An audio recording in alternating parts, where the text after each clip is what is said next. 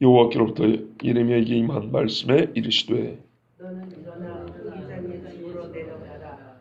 내가 거기에서 내 말을 내게 들려주리라 하시므로 내가 토기장의 집으로 내려가서 본즉 그가 농로로 일을 하는데 진으로 만든 그릇이 토기장의 손에서 터지매 그가 그것으로 자기 의견에 좋은 대로 다른 그릇을 만들더라. 그때 여호와의 말씀이 내게 임하니라 이르시되 여호와의 말씀이니라. 이스라엘 족속아, 이 토기장이가 하는 것 같이 내가 능히 너희에게 행하지 못하겠느냐. 이스라엘 족속아, 지극히 토기장이 손에 있음 같이 너희가 내 손에 있느니라. 내가 어느 민족이나 국가를 뽑거나 부수거나 멸하려 할 때 만일 내가 말한 그 민족이 그의 앞에서 돌이키면 내가 그에게 내리기로 생각하였던 재앙에 대하여 뜻을 주겠고, 내가 어느 민족이나 국가를 건설하거나 심으려 할 때 만일 그들이 나 보기에 악한 것을 행하여 내 목소리를 청종하지 아니하면 내가 그에게 유익하게 하리라고 한 복에 대하여 뜻을 돌이키리라. 그러므로 이제 너는 유다 사람들과 예루살렘 주민들에게 말하여 이르기를 여호와의 말씀에 보라 내가 너희에게 재앙을 내리며 계획 세워 너희를 치려 하노니 너희는 각기 악한 길에서 돌이키며 너희의 길과 행위를 아름답게 하라 하셨다 하라. 아멘. 하나님은 예레미야에게 이제 새로운 비유로 말씀을 하시기 위해서 토기장의 집으로 가라 그럽니다. 2절에 보시면 내가 거기서 내 말을 내게 들려주리라. 토기장의 집에 가면 그때 듣게 되는 말씀이 있을 거라는 겁니다. 근데 이게 좀 의아한 게 아니었어요. 토기장의 집 어느 집이죠? 뭐 예를 들어서 저한테 하나님이 한 목사야 네 고깃집으로 좀 가라. 그럼 내가 거기서 너에게 할 말을 들려주리라. 경동시장에 고깃집이 얼마나 많은데. 그죠? 예루살렘에 토기장의 집이 하나밖에 없었을까요? 그렇지는 않았겠죠. 그건 예레미야가 잘 아는 토기장의 집. 아니면 하나밖에 없으니까 그냥 토기장이면 딱 그 집. 쓸데없는 것 같은데 이게 좀 궁금하더라고. 토기장의 집이 하나밖에 없었을까? 예레미야가 잘 다니는 단골집인가? 아니면 어느 집이라도 좋으니까 토기장의 집에 하나 가라. 세 번째 요것인 것 같아요. 어느 집이라도 좋으니까 토기장의 집을 하나 찾아가라고요. 자, 거기 가면 하나님이 뭐 해준다고요? 말씀을 들려준다 그랬습니다. 들려준다.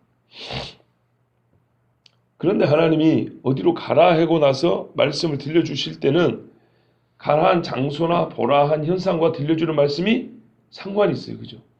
그럼 벌써 짐작할 때 토기장의 집에 와서 뭔가 일이 있겠구나. 그걸 통해서 하나님이 말씀을 준다는 거구나. 깨달음을 준다는 거구나. 언제 어떤 일이 있는가 보면 바로 나와 있어요. 3절에 보니까요. 그래가지고 예레미야가 어느 토기장의 집에 갔더니 토기장이가 일을 하는데요. 농로로 일을 하는데요. 골로 아닙니다. 농로. 그러니까는 옛날에는 뭐라 그랬지 이거를? 물레라 그런가요? 이게 배 짜는 물레. 실 뽑는 걸 말하죠. 그게 아니고 돌려요. 발로 이렇게 밟으면은 빙글빙글 돌아간단 말입니다. 흙 이제 딱 얹어놓고 돌리면서 이렇게 모양을 만들어가자. 거기서 일을 하는데 어떤 한 가지만 볼 수 있는 건 아니에요. 그렇잖아요. 뭐 건축자의 집으로 가라. 그러면 그 건축자가 대패질만 하는 건 보겠어요? 망치질하는 거, 대패질하는 거, 나무 이렇게 짜 맞추는 거, 벽돌 쌓는 거, 다양한 걸 볼 수 있겠죠. 아무리 토기장이가 진흙 올려놓고 이 그릇 만든다고 하더라도 딱 그것만 있는 거 아니거든요. 진흙을 저기 밖에서 찾아가지고 수레에 실어 오는 것도 있고, 그 중에 흙을 좀 이렇게 깨끗하게 정리돼야 될 거 아닙니까? 뭔가 잡다한 것들 들어있을 거고 지푸라기 들어있을 거고 꺼내는 작업도 있을 거고 뭐 굽는 작업도 있을 거고 여러 작업이 있을 건데 오늘 본 작업은 유독 눈에 띄는 대표적인 작업이 뭐였냐면 이제 실제로 이 그릇을 이렇게 빚어가는 작업, 그걸 본 거예요. 자, 오늘 그거 하는 날이에요. 그거 하는 타이밍에 딱 하나님이 예루살렘에 있는 어느 토기장의 집으로 예레미야를 보냈어요. 예레미야 와서 보니까 딱 눈에 띄는 대표적인 사건인데 그게 그릇 만드는 모습이었어요. 평상시 같으면 그냥 지나갔을 건데 오늘은 예레미야 하나님이 보냈으니까 뭘 했냐면 관찰을 한 거예요. 세밀하게 봤다 이 말입니다. 보니까 이거 울리죠? 어떤 것을 예레미야가 눈에 띄게 관찰이 보였냐면 그릇을 만드는데 얘가 잘못 만들어진 거예요. 보세요, 4절에. 진흙으로 만든 그릇이 통기장의 손에서 터지매. 잘못된 거예요. 누가 잘못한 거죠? 토기장이가. 자기가 잘못한 거잖아요. 이거 뭐 누가 이거 잘못 건드렸겠어요. 자기가 잘못한 거죠. 그런데 어쨌든 그릇이 모양이 제대로 안 나오니까 어떻게 해요? 뭉개버리고 다시 좋게 만들어가지고 잘 됐다. 그러면 딱 떼어놓고 완성 이렇게 한다는 거예요.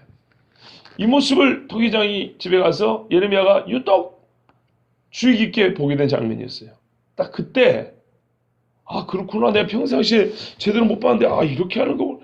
이럴 때 하나님이 이제 말씀을 주신 거예요. 자, 그러면 이 모습하고 하나님이 주신 말씀하고 딱 맞다 이 말입니다. 뭐라고 말씀하셨냐면 여호와의 말씀이니라 6절입니다. 이스라엘 족속아 이 토기장이가 하는 것 같이 내가 능히 너희에게 행하지 못하겠느냐. 이스라엘 족속아 진흙이 토기장이의 손에 있음 같이 너희가 내 손에 있느니라. 이 장면을 보고 예레미야에게 하나님이 두 가지 말씀해 주셨어요. 딱 보면 깨달아진 거예요. 첫 번째, 이스라엘 족속을 자기 뜻대로 행할 능력이 하나님께 있다는 겁니다. 토기장이가 그렇게 하는 거예요. 자기 뜻대로 마음에 안 들면 부셔버리고 마음에 들면 오케이 하고 딱 그릇으로 이제 구우려고 따로 놓더라 이 말이죠.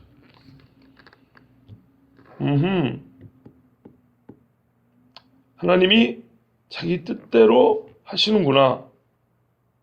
그리고 이스라엘은 토기장의 손밖에 저기 들판에 있는 흙이 아니고 그 농로 위에서 돌아가는 흙, 즉 손 안에 있는 흙이구나, 진흙이구나. 그러니까 이 안에서 놀아요. 이스라엘은 하나님이 여기 안에서 이 두 가지 사실을 발견할 수 있죠. 아니 하나님이 그리 말씀하지 않습니까? 6절에 그렇죠? 이게 말씀하고 있어요. 자, 그런데요. 이거는 우리가 딱 액면으로 볼 수 있는 거예요.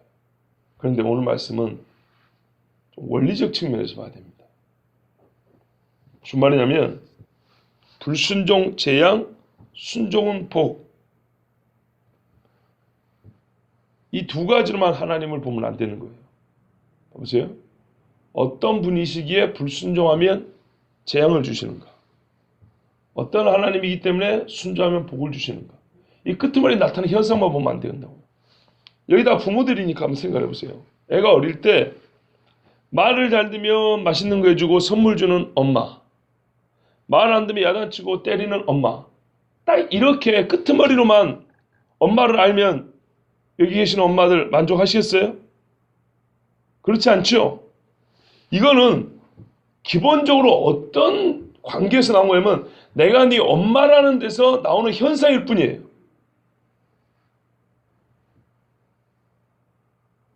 그러니까 내가 엄마가 아니면 네가 아무리 말을 잘 들어도 내가 네한테 굳이 이 선물해주고 뭐 칭찬하고 이거 내 새끼 해줄 필요가 없고, 내가 엄마가 아니면 아무리 말을 안 들어도 때리고 야단치고 할 필요가 없는 거예요.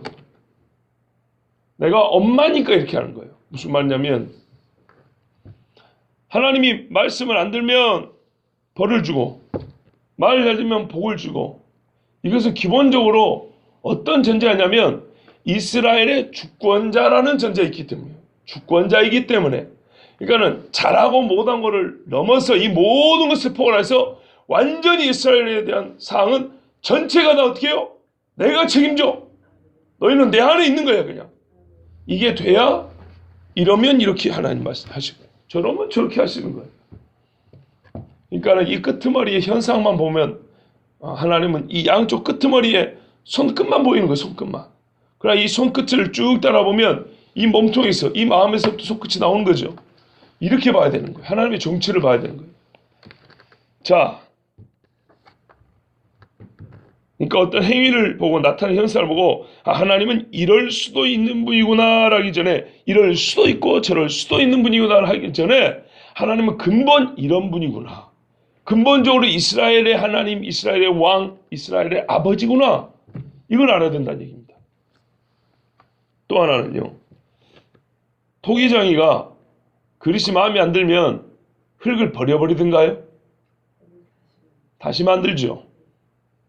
이스라엘 어떻게 하겠다는 거예요? 하나님이 완전히 버린 게 아니고 일단은 현재 상태는 없애고 그 동일한 이스라엘을 가지고 토기장의 마음에 맞게 그릇을 만들듯이 하나님의 의에 맞는 나라로 다시 세운다는 얘기죠. 상당히 소망적인 말씀입니다. 그렇죠? 예, 요거를 확인할 수 있습니다. 그러니까 그릇이 파괴를 하지 않고는 정상적인 그릇이 될 수 없는 상황이 될 때 하나님은 일단 파괴시킨다는 거예요. 그럼 완전히 버리지는 않아요. 파괴된 것을 다시 빚는 것이지. 자, 이 모습을 통해서 하나님은 이스라엘의 주권자요. 그리고 그 이스라엘을 버리는 분이 아니고 일단은 무너뜨리시지만 다시 세우시는 분이구나. 자기의 계획한 대로 원래의 뜻대로 될 때까지 그렇게 하시는 분이구나. 이걸 알 수 있죠. 예. 이것이 우리가 하나님이 토기장이를 통해서 예레미야에게 보여주시고 가르쳐 주신 말씀입니다. 자, 그런데 여기까지 딱 말씀을 전하고 딱 마쳤으면 깔끔하고 좋겠는데 하나님은 조금 더 깊은 것을 가르쳐 줍니다. 7절부터 10절까지 보시면요. 지금 6절까지는 예레미야가 눈으로 본 것에 의하여 하나님이 주신 메시지인데요. 7절부터 10절은 본 것이 가지고 있는 어떤 원리적 측면에서 또 해석을 해줍니다. 원리. 이게 무슨 말이냐면요. 토기장이의 모습을 통해 공의로우신 하나님을 꼭 토기장이의 모습이 아니, 토기장이가 공의로우신 하나님을 다 보여주는 건 아니잖아요. 그렇죠? 다 보여주는 건 아니야. 하나님의 공의의 행위를 다 보여주는 건 아닌데 원리는 항상 공통적일 거 아닙니까? 이해가 되신가요? 봐보세요. 하나님이 갈대아 군대를 데리고 들어올 때 전쟁 상황이지만 하나님의 공의로우시다는 그 상태, 하나님의 속성에서부터 그 일이 벌어지잖아요.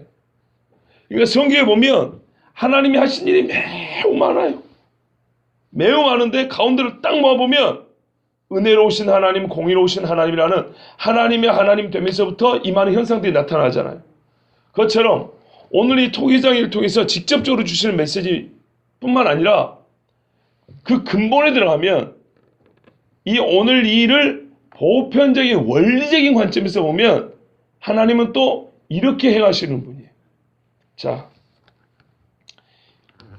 지금 이스라엘만 아까는 얘기했지만 어느 민족이나 어느 나라든지 아까 본 것처럼 나는 이렇게 행한다 합니다.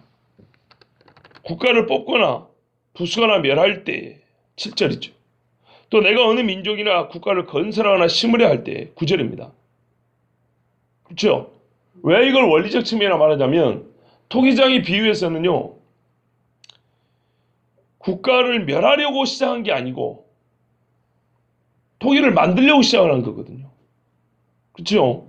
그리고 지금 7절에서 10절까지는 국가 즉 한 나라의 구성원인 백성들의 인격적 판단에 따라 하나님이 또 다른 결정을 하세요. 그러나 토기장이가 갖고 있는 진흙은 지 스스로 무슨 인격적 판단한다거나 순종을 한다거나 불순종하는 게 아니에요. 그렇죠? 그냥 물레 돌리면 돌아가는 것 뿐이에요. 그냥. 이해가 되십니까? 이게 이 토기장이가 물레 가지고 이렇게 토기를 빚는 것이 이스라엘의 전체 모습을 보여주는 게 아니고요. 단적으로 주권자인 하나님 손에 있다는 걸 얘기해 주는 거예요. 그러나 이제 그 안에 들어가 보면 구체적으로 안 맞다니까요. 왜?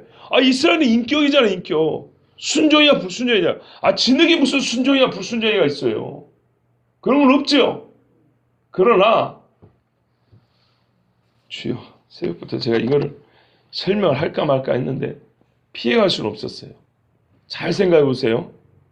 잘 생각해 보세요. 다시 설명해 드릴게요. 실제로 증명을 해주는 실증적인 비유. 예수의 복음서에 보면 천국을 뭘로 비유할까? 그런단 말이에요. 비유를 만들어요. 그물을 던진 사람과 같고 밭에 감춘 보화하고 이런단 말이죠. 그렇죠? 오늘 이 비유는 토기장이의 이야기는 비유는 비유인데 실제로 경험할 수 있는 비유였어요. 바로 눈으로 본 비유. 그래서 제가 실증적 비유로 하는 거예요. 실제로 증명이 되는 비유. 경험할 수 있는 비유. 실증적인 비유를 할지라도 비유는요. 제가 누차 말씀드리지만 한 가지 주제를 갖고 있어요. 한 가지. 그 과정 하나하나를 다 말하려고 하는 게 아니에요. 메시지는 한 가지. 그러니까는 토기장이 비유했을 메시지는 뭐냐면 내 손 안에 있다 이 말이에요. 내 손 안에 있다. 하나님 말씀하신 것. 근데 내 손 안에 있다는 것이 어떤 원리냐라는 것에 대해서는 조금 더 설명이 필요해요. 그래서 7절부터 10절을 얘기한 거예요, 이제. 그러니까 토기장이가 이렇게 막 했고 지 좋아하는 걸 만들어내는 것이 이스라엘과 딱 빗대면 비유니까 딱 빗대면 주제 한 가지. 이스라엘이 결국에는 내 뜻에 맞을 때까지 내가 빚어간다. 내 손 안에 있어. 내가 그렇게 해. 너희가 도망 못 가. 이렇게 되는 건데요.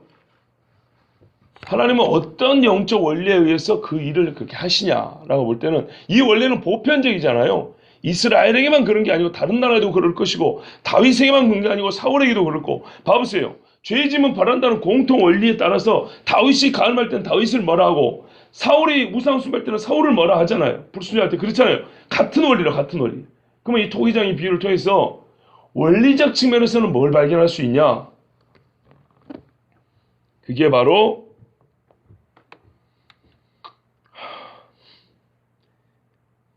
잘못하면 재앙을 내리는데 회개하면 돌이켜준다. 복을 줄라 하다가도 죄 지으면 다시 그 복이 저주로 바뀐다. 이거는 항상 똑같은 공통 원리라는 겁니다. 근데 아까 그 토기장의 비유로는 정확히 안 맞는다니까요. 현상으로는 정확히 안 맞는다고요. 왜? 토기장이가 진흙을 가지고 빚을 때는 진흙은 인격적인 게 아니기 때문에 지가 회개하고 죄 짓고 그런 게 아니란 말이에요. 그렇죠? 그러나 토기장이가 결국에는 자기가 원하는 대로 맞는 것처럼 이제 원리를 가지고 말하면 인격적인 존재에게서도 나는 토기장이처럼 결국에는 그 인격적인 것들도 빚고 내 주권에 의해서 항상 나의 뜻에 옳은 대로 선한 대로 결론을 낸다 이 말이죠. 그리 봤을 때는 불의한 자는 벌을 내릴 것이고 의로운 자는 복을 줄 것인데 혹 불의한 자라 할지라도 회개하면 다시 복으로 돌아갈 것이고 복을 주기로 했던 자도 죄를 짓고 나를 떠나면 화로 돌아갈 것이고 그렇죠? 근데 이건 한 개인이지만 이제 그 사이즈만 키우면 돼요. 나라의 경우도 마찬가지. 복을 받을 나라가 죄 지으면 벌 받는 거고 벌 받기로 된 나라가 회개하고 하나님께로 돌아오면 복 받는 것이고 아시겠죠? 이게 따로따로 말했으면 좋았을 건데 이게 어떻게 두 개가 연결이 되냐 하니까 지금 밤늦게 기도하시고 새벽에 들으려니 이게 머리에 잘 안 들어오잖아요. 지금 그죠? 그래서 저도 지금 설명이 엄청나게 힘들어요. 무지하게 힘들어요. 제가 어제요. 또 이런 이야기는 재밌어서 잠이 다 깨더라고요. 그 북쪽에서 내려오신 분들이 이제 또 공부 가르치러 갔어요. 이제 또 딱 두 번째인데 중국 사람들한테 강의할 때보다 더 힘들어요. 왜 그런지 아세요? 여러분이 꼭 그렇다는 얘기가 아니에요. 이 말이 잘 안 들어갈 때 어려움을 얘기한 거예요. 성경을 몰라요. 성경을 모르니까 같은 한국말을 쓰는데도 시간이 엄청나게 하고 정말 힘들었어요. 그 제발 성경 좀 보라고 좀 뭐라 했어요. 아니 선교하겠다고 목회하겠다는 사람들이 성경을 이렇게 몰라가지고 조금 더 화가 날 지경이었어요. 근데 하여튼 그리고 뭐 할 만큼 이제 해야 될 거 하고 왔는데요. 지금은 여러분 지금 성경을 안 본다는 얘기를 하는 게 아니고 어떤 경우든지 참 이게 들려지기 어려운 상황이면 전하기가 어렵다 이 말입니다. 자, 원리적으로 먼저 아시겠죠? 현상은 거기는 성경을 모르고 여러분은 피곤해요. 현상은 다르지만 원리적으로 말이 귀에 잘 들어가지 않는 상황에서는 전하는 내가 무지하게 힘들다는 거죠. 이해되세요? 예. 보이는 거는 토기장이에요.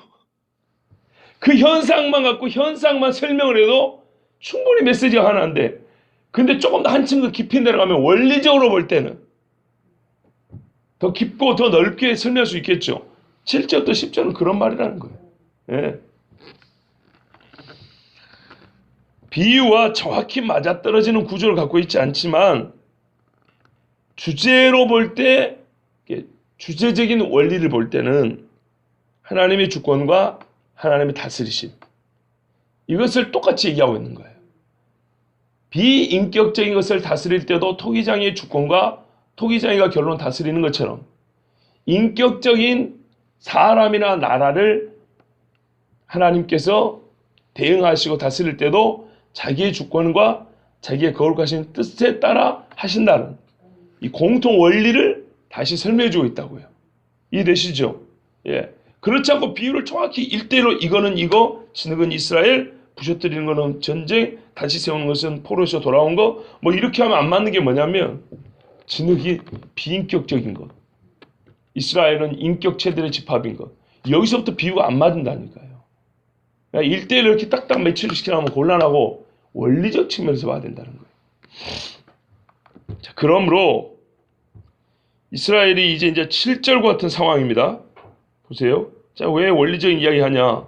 만약 이게 토기장의 비유를 7절에서 10절이 다시 액면 그대로 해석할 것 같으면 9절부터는 안 맞아요. 왜요? 이스라엘은 지금 재앙이 눈앞에 온 상황이거든요.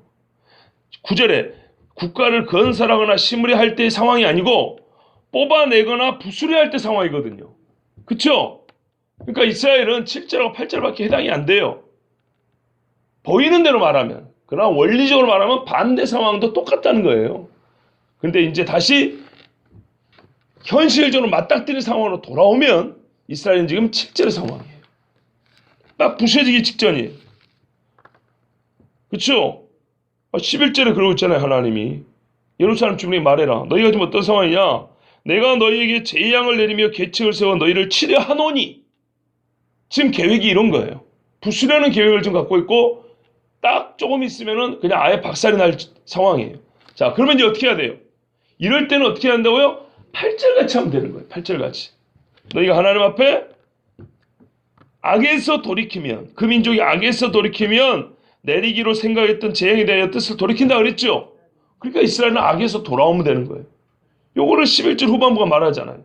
너희는 어떻게 8절같이 하면 어떻게 하면 되냐? 너희는 각기 악한 길에서 돌이키며 너희의 행위와 길과 행위를 아름답게 하라. 하나님 보시기에 좋았다는 것처럼 말씀에 딱 맞게 하라 그 말이에요. 너희가 진흙이다. 나는 토기장이다. 너희를 완전히 버리지는 않겠지만 딱 이 세대는 지금 뭉개지기 직전인 세대라는 거예요. 너희는 그냥 부셔질 세대예요. 아무리 이스라엘이라는 그 민족적 동일성을 가지고 다시 세우더라도 일단 너희는 죽어야 돼. 지금 죄 지은 너희는 어쨌든 죽어야 되잖아요. 우리가 뭐 칼에 명하고 들에 죽고 들짐승 찢어먹고 막 얘기했잖아요. 죽어야 된다니까요. 어쨌든 간에 한번 무너져야 된다니까요. 하나님은 그마저도 피해가기를 원해요. 그래서 악에서 돌이키라고 말씀한 거예요. 그거를 이제 지금까지 보신 대로 다양한 방법을 통해서 가르쳐 주시잖아요. 그래서 토기장이까지 동원해가지고 실제로 이제 지금까지는 귀로만 계속 들었는데 예레미야에게 진짜 눈으로 보면서 꼭 저렇게 한다 이 말이다. 그러니까 가서 외쳐라. 돌아오라고. 아시겠죠? 진흙은 물론 비인격적인 흙덩어리니까 토기장이가 이러기도 하고 저러기도 하지만 너희는 인격적인 결단, 즉 나에게 불순종하는 결단으로 말미암아 훼손된 그릇과 같이 돼버린 거야. 그러니까 나는 그 인격적 결단과 행위에 대하여 다 심판할 거라고.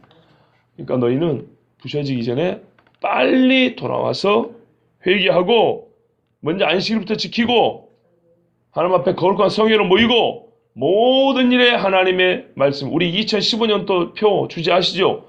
여호와의 말씀이 길이 되게 하라고. 하나님 말씀에는 아예 길이 없어. 그냥 사는 길이. 꼭 그 말씀대로만 길이 되고 살라고. 그렇게 외치라 하나님 말씀하신 겁니다. 보세요. 끝부분에 하라 하셨다 하라. 얼마나 강합니까? 그만큼 급하다는 얘기예요. 저도 여러분에게 그렇게 말씀을 전합니다.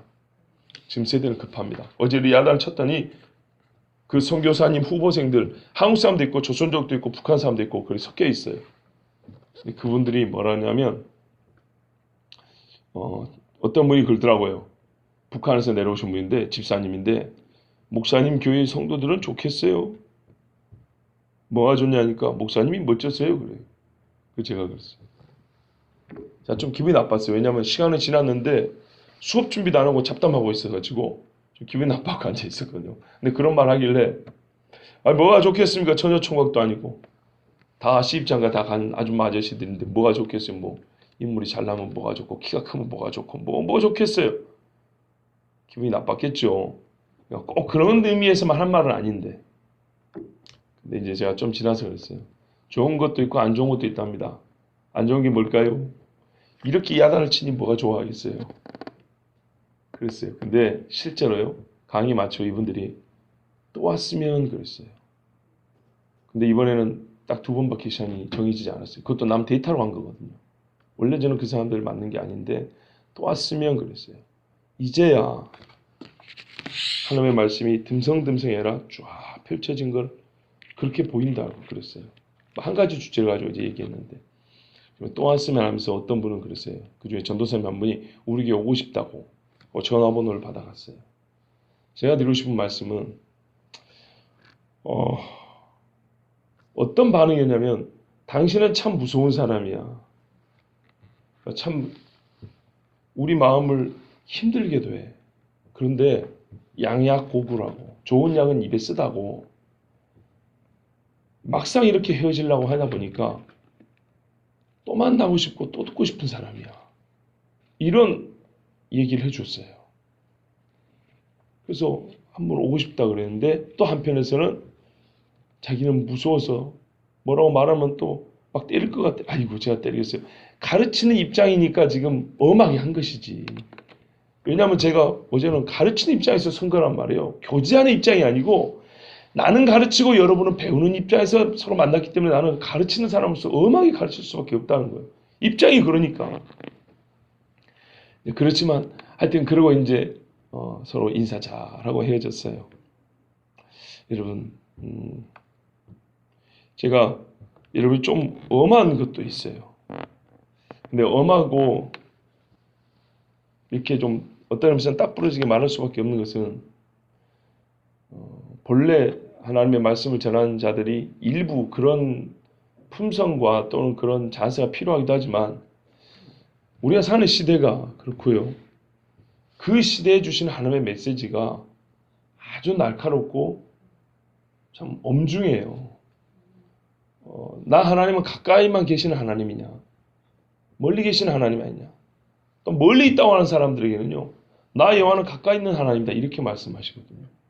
이 시대가 어떻게 하나님 앞에 되어 있는 걸 보면 그 시대에 맞는 예루살렘 유다가 다윗 시대처럼 자랄 때 이런 말씀 안 줘요. 꼭 예레미야 시대처럼 이 모양이니까 이런 말씀 준다고요. 그러면 우리 시대를 보시라고 말이에요. 우리는 다윗 시대 같은 시대를 사는 게 아니고 예레미야처럼 곧 있으면 하나님의 불같은 시험을 당할 그런 위험 앞에 서 있는 시대라 이 말입니다. 그러면 이때는 어떻게 해야 되냐? 너희는 하나님을 무서워할 줄 모르냐? 이렇게 외쳐야 정상인 거예요. 근데 그게 인간적으로 생각할 때는 참 전하기도 괴롭고 듣기도 힘든 이야기거든요. 근데 어쩔 수 없는 게 우리가 사는 시대가 아니면 되는 거예요. 처음부터. 예? 처음부터 잘하면 되는 거예요. 하나님 앞에. 교회들도 막 세상에서 칭찬 듣고 목사들도 부정 비리도 없고 예? 막 오만 길거리에 막 공의가 막 넘쳐나고 사랑과 은혜가 막 강물처럼 흐르고 이러면 이런 메시지 전한 놈이 거짓 선지자인 거예요. 그런데 딱 거꾸로란 말입니다. 부모를 버리고 아이를 버리고 돈 몇 푼 때문에 생명을 뺏어가고 이런 지경인 시대를 우리가 살고 있기 때문에 하나님이 예레미야 보낸 것처럼 우리 시대는 복음의 근본적인 하나님의 은혜와 자비와 사랑을 전하면서도 특별히 뭘 더해드려야 되냐고요? 근데 이 때가 얼마 안 남았다고. 은혜의 때가 아니라는 게 아니고 은혜가 남아있는 때인데 얼마 안 남았다고.